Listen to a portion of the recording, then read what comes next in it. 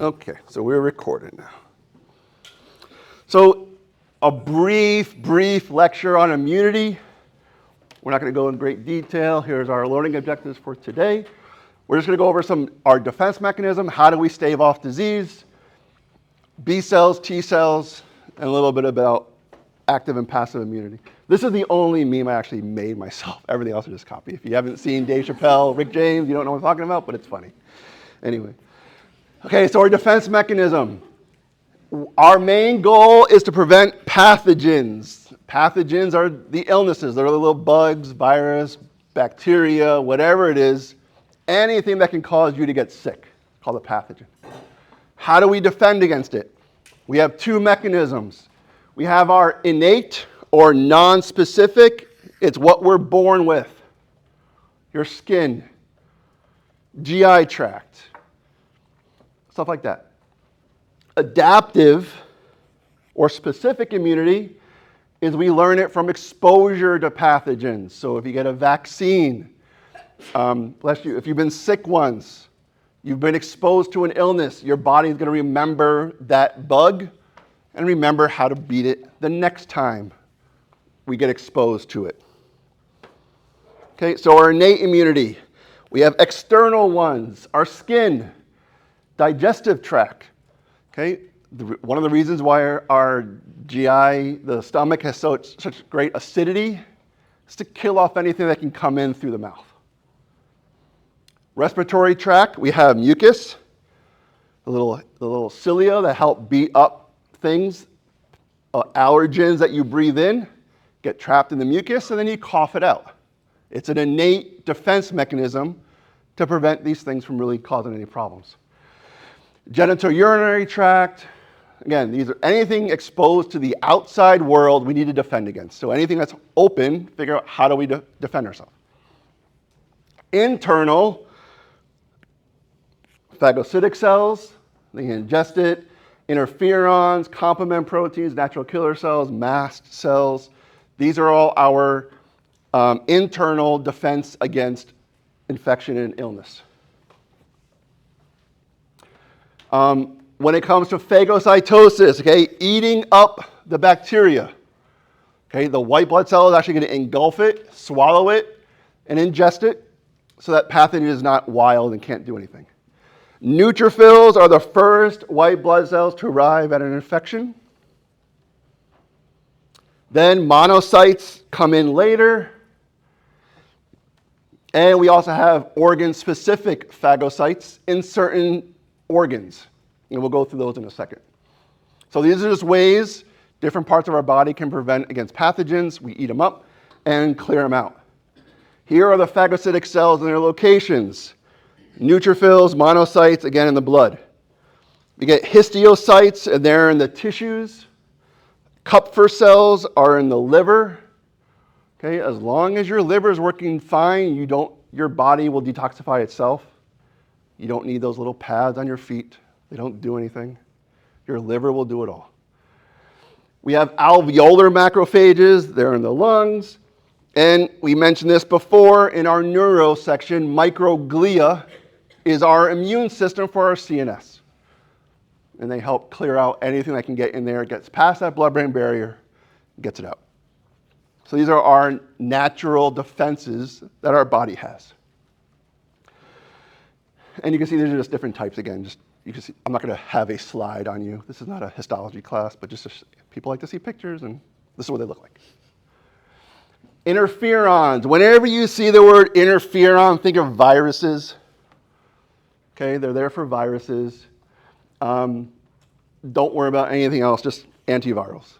Keep that in mind when you guys get into different areas, different medicine and drugs. Whenever you see interferon, just think, okay, we're dealing with viruses, and we're dealing with and trying to treat those. That's our innate immunity. Okay, we also have adaptive immunity. And this is acquired ability to defend against a specific pathogen after you've been exposed. You all had to get vaccines for a whole lot of things before you got into school. Okay, you were exposed to a part of that virus or bacteria or whatever, so that your body can then make up a defense mechanism against it. so that if you ever get exposed to it again, your body now knows how to defeat it. That's all vaccines do. They really also attenuate the severity of the illness. So by you getting a flu vaccine every year is not going to make you not get the flu. It's just going to make it so you don't get as sick where you need to go to the hospital now and get treated. Where it'll just feel like, oh, okay, I just had a cold for a few days and I'm okay. That's the purpose of like the flu vaccine especially. It's not going to make you not get the flu.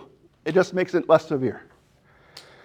And adaptive immunity is mediated by antigens and antibodies. Start getting these words familiar, know what they mean, so that when we talk about it later on, you know what it is. Cells, okay? All cells come from common precursors in the bone marrow, and they're called hematopoietic stem cells.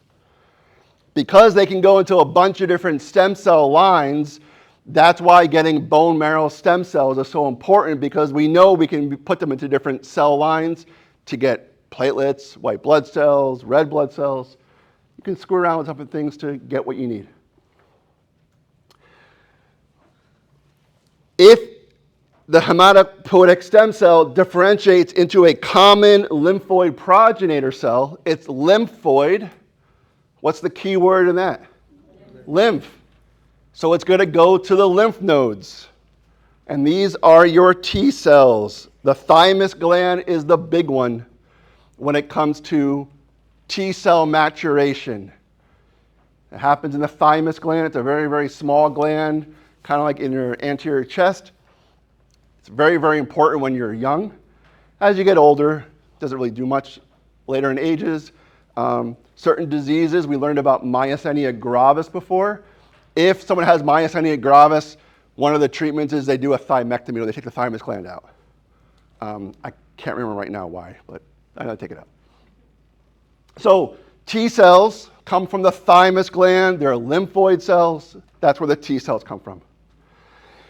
If it goes toward a developing B cell, B from the bone, that's why it's called humoral immunity, because it comes from like the humerus bone.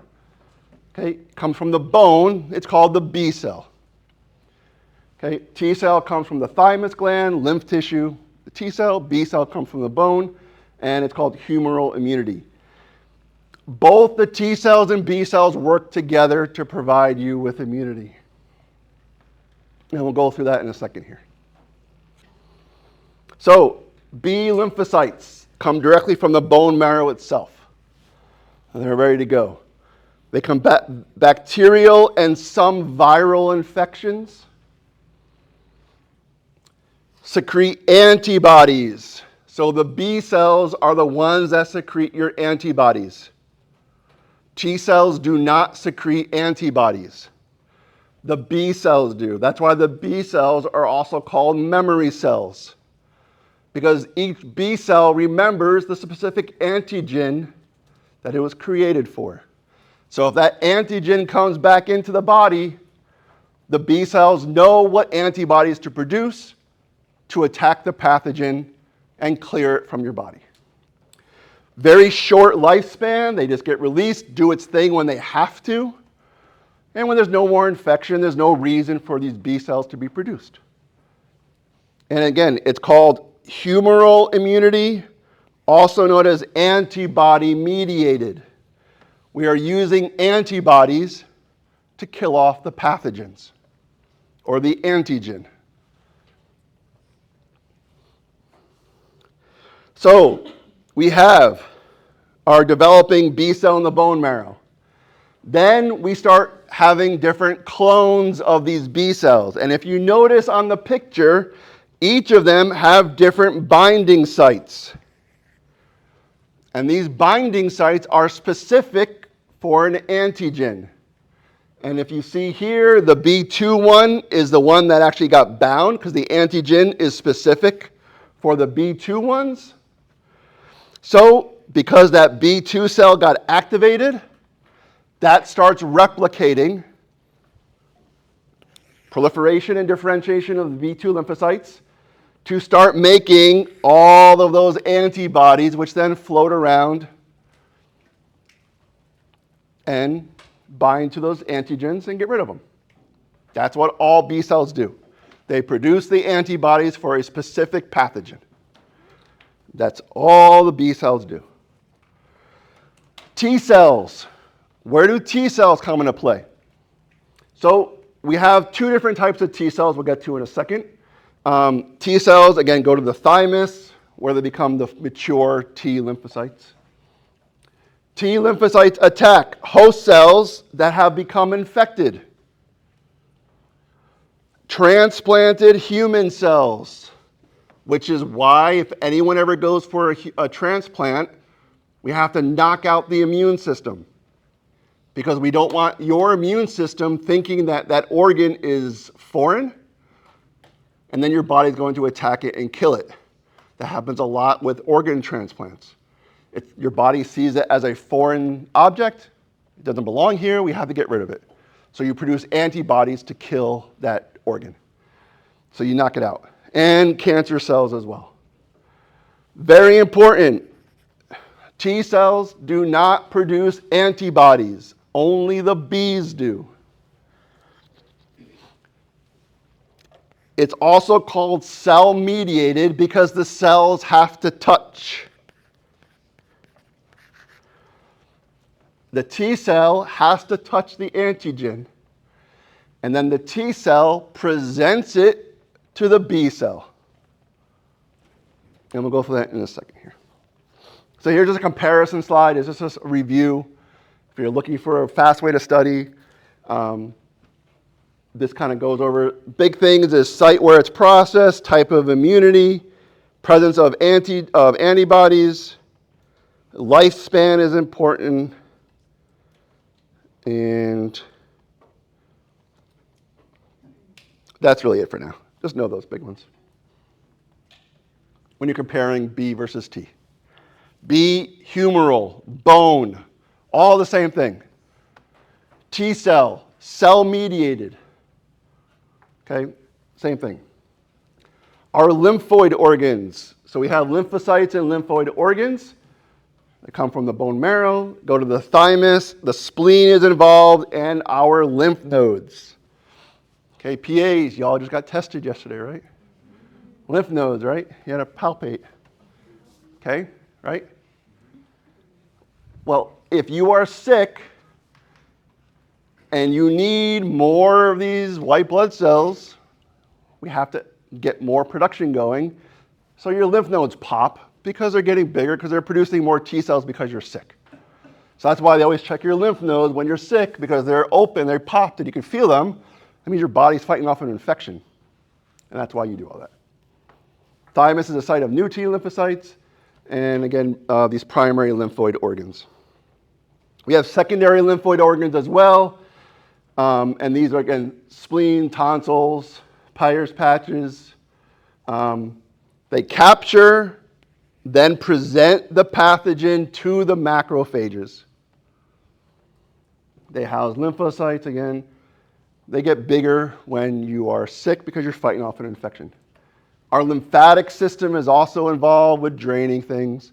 Our lymph system helps things move around and get, it helps resist edema with our lymph system and removes all these infections into our lymph, and we can get rid of it from there.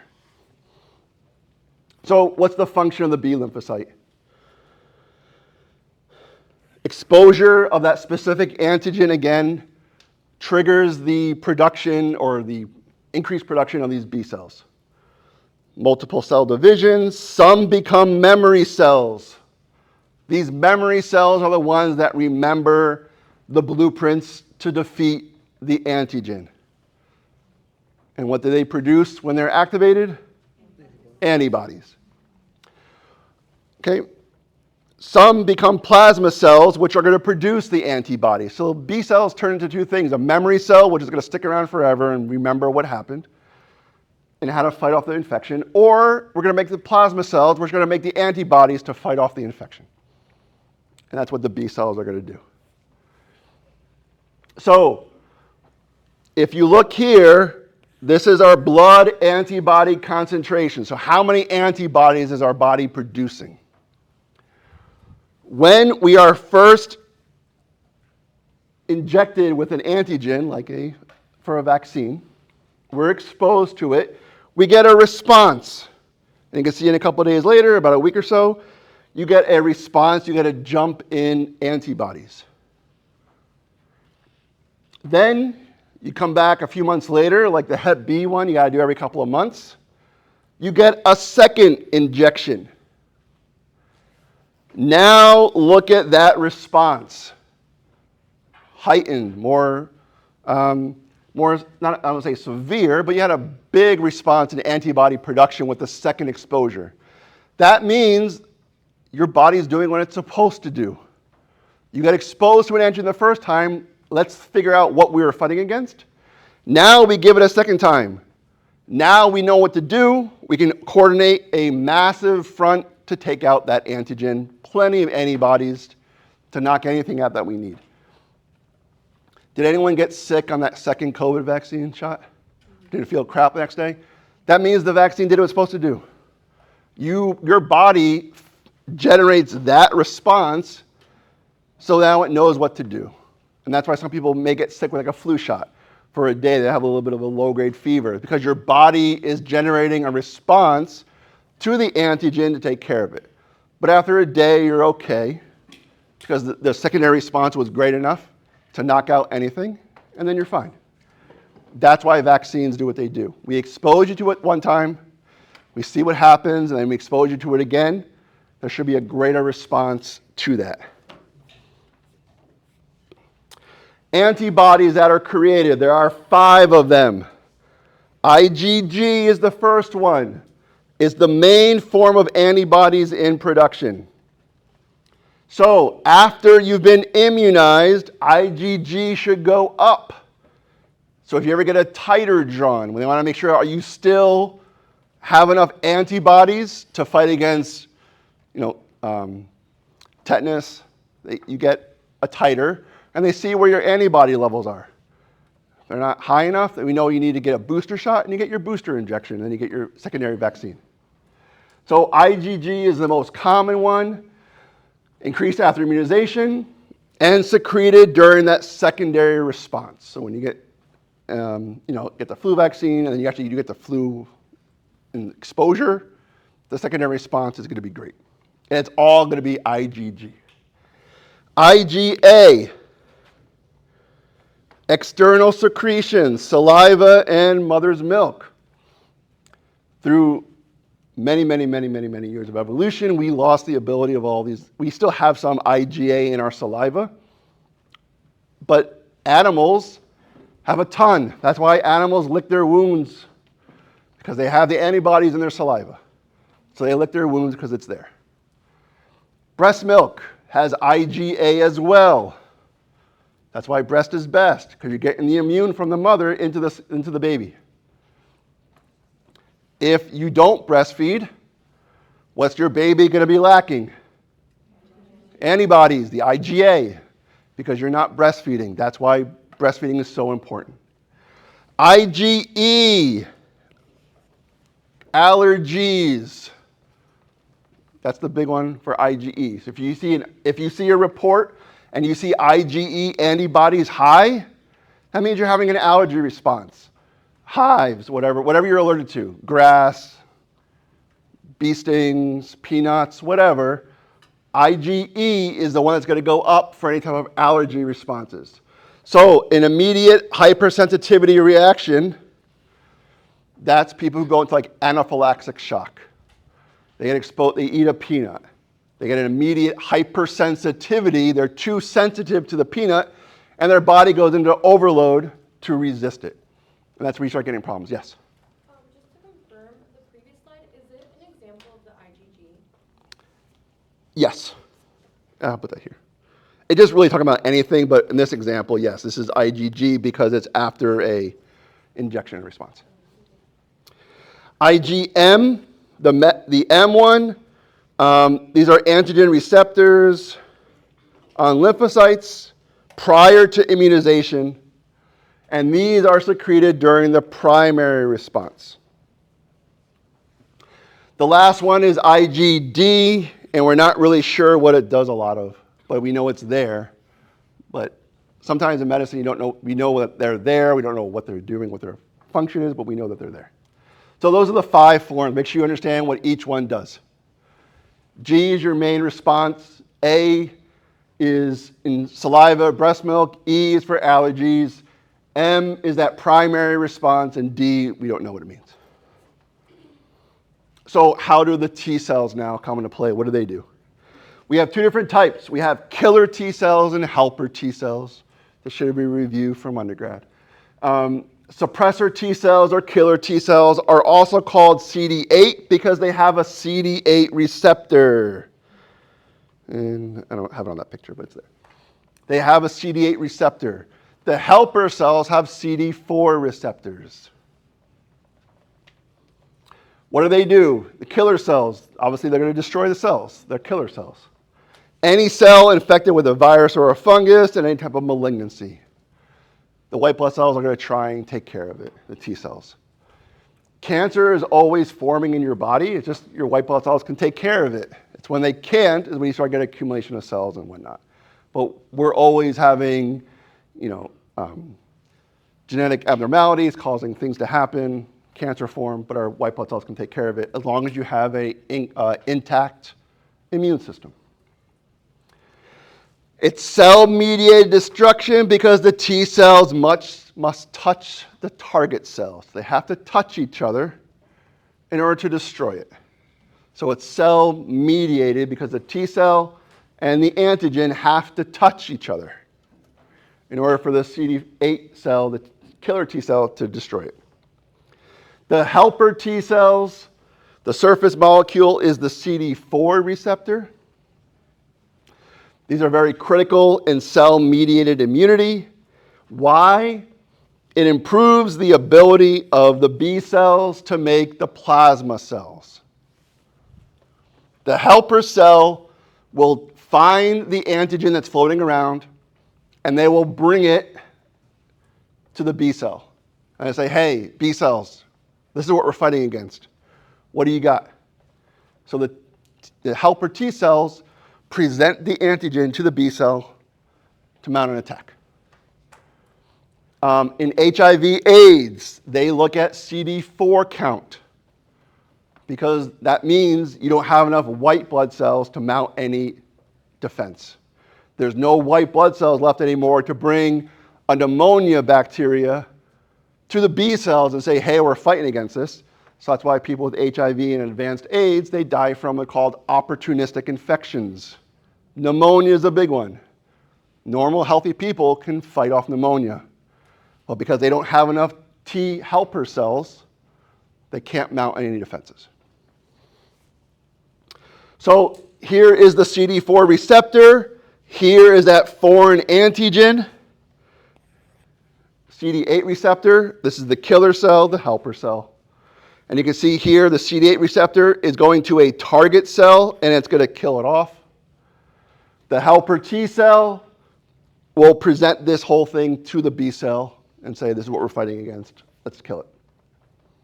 And again, this kind of shows the interaction. Here's our killer T cell. This is the target cell that is targeted with the viruses. And the killer T cell will destroy that and it dies off. On the other side, here are the helper T cells.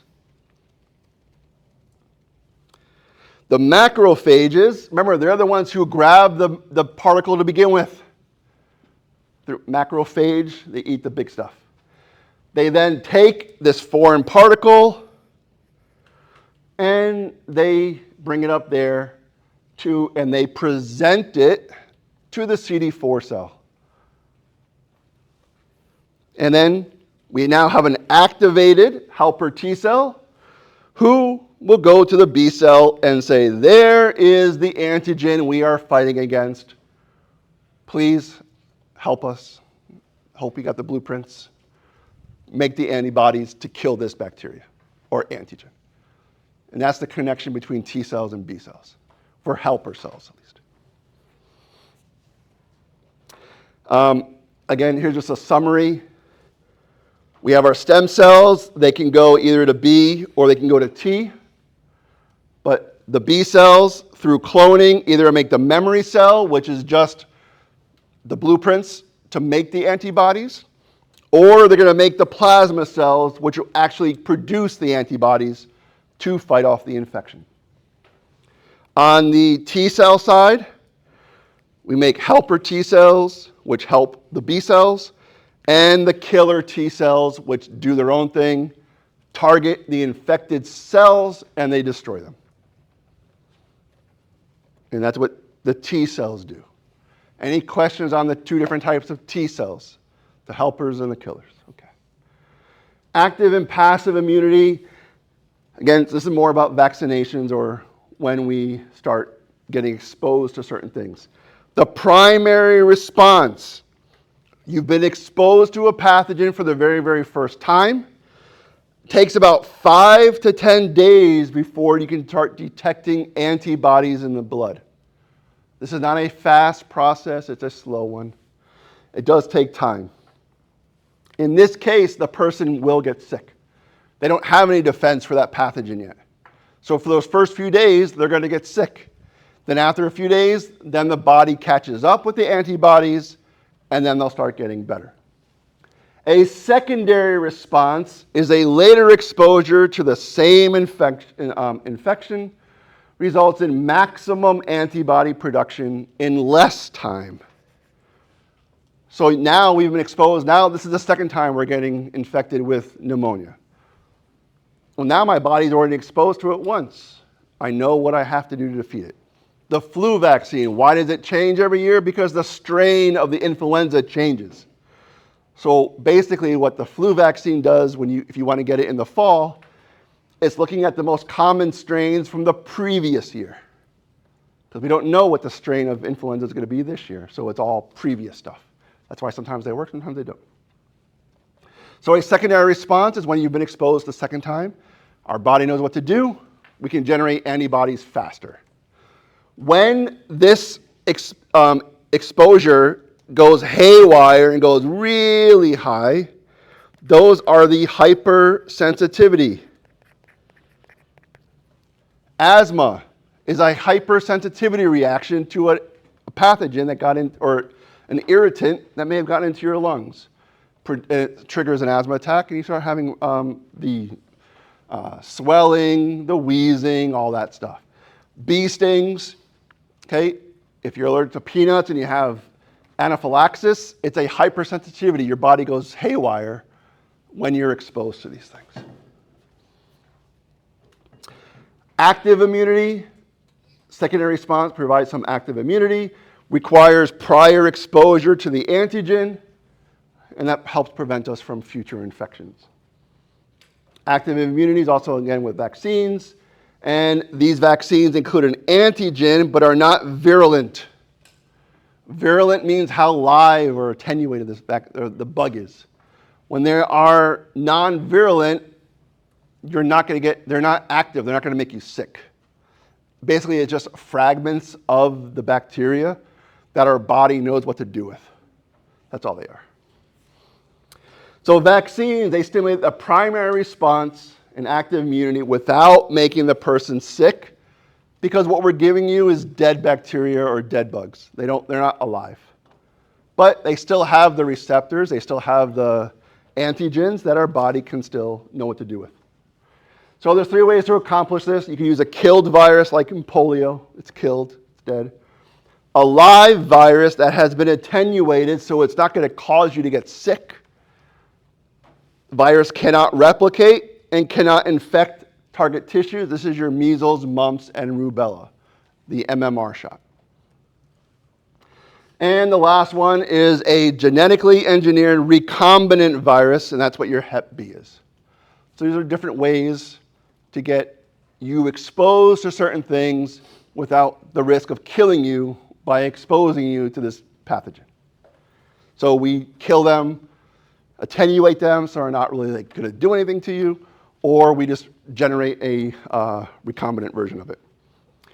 Passive immunity is from one person to another.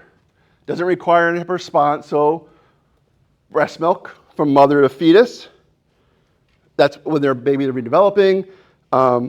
Mother to child, like in the breast milk, the colostrum. The colostrum is the very, very first bit of breast milk that comes out, it is very, very, very rich in antibodies, and it's very important that the baby gets that first one for that colostrum. It's usually a lot thicker, yellowish substance before it gets to the normal cream colored for the breast milk. Or artificially via immunization or an antidote, like if you got bit by a snake or rabies. Okay, these are not normal things that happen. We don't need to have everyone vaccinated against rabies, but we know that the time to respond to rabies, how many days does it take before you start mounting a response and making antibodies? About 10 days, right? 5 to 10 days before your body starts making antibodies. You're not going to live that long if you got bit by certain snakes or rabies, okay? So what do? They actually give you the antibodies itself. And that's passive immunity because they're just giving you the antibodies. The antidote, they just give you the antibodies. There's no reason for your body to produce them. They're not going to be fast enough. So we just give you antibodies. So these are passive immunities. Here's some comparison between active and passive with regards to characteristics. So again, active immunity, we actually give you the antigen, and we want your body naturally to mount and produce antibodies. But in passive immunity, we actually give you the antibody itself. Breast milk, what's the antibody there? IgA. That's what I'm talking about here with these. We actually give you the antibody. You don't need to produce it on your own. And that's really it for that. Okay, you guys want to take a break or go right into this? Break, okay. Come back at 1:25.